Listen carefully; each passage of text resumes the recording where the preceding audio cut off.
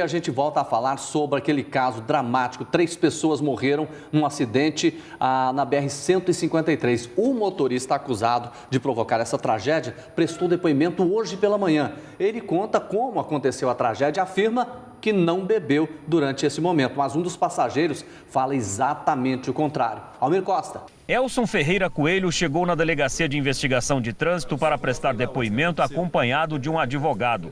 O vendedor é o condutor do carro modelo Corsa que bateu em 2 motos e causou a morte de 3 pessoas. Ele e outras 4 pessoas que voltavam de uma pescaria na saída para Anápolis fugiram do local do acidente sem prestar socorro às vítimas. Este pastor estava no banco de trás do carro. Ele contou que Elson Coelho havia ingerido bebida alcoólica antes de dirigir. Na verdade, lá eles tomaram, acho que uma meia garrafa mais ou menos, 2/3 de uma garrafa, que estava frio, que era para poder entrar dentro da água. Aí nós saímos, fomos até o carro, até ali tudo bem. Quando nós entramos no carro para vir embora, eu ainda propus trazer o carro. Ele falou, não, beleza, estou legal, pode deixar. Quando chegou no asfalto, nós andamos cerca de uns 2 quilômetros, eu vi que ele deu uma cambaleada, e eu falei com ele novamente, pedi para me trazer, disse que estava bom, que dava para trazer. O pastor não conseguiu entender até agora por que o motorista perdeu o controle da direção do veículo. O que eu vi foi que ele foi para a beiradinha da esquerda, não sei se ela assustou, e jogou para a direita de uma vez. Foi quando ele jogou e perdeu o controle. Aí eu já fechei o olho e já não... A Polícia Civil encontrou esta garrafa de pinga dentro do carro.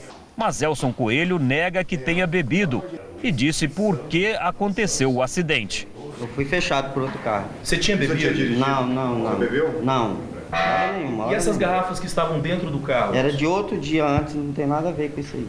O advogado do motorista contou por que ele fugiu do local do acidente e da provável causa da colisão que causou as 3 mortes. O que realmente aconteceu, um carro invadiu na frente dele, saiu, o carro rodou.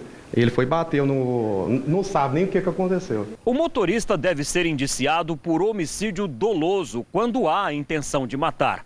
Elson Coelho foi ouvido e liberado, mas a Polícia Civil pretende pedir a prisão preventiva dele. Vamos falar mais então dessas investigações, Almir Costa. Olá, boa tarde. Como o motorista fugiu do local do acidente, a Polícia Civil não conseguiu fazer o teste no bafômetro nele para saber se dirigia embriagado. E será que a falta dessa prova técnica pode prejudicar as investigações? Eu converso agora sobre isso com a delegada Nilda Andrade, que é a titular da Delegacia de Investigação de Trânsito. E a pergunta é essa, a falta dessa prova técnica pode prejudicar as investigações, delegada? Boa tarde. Boa tarde.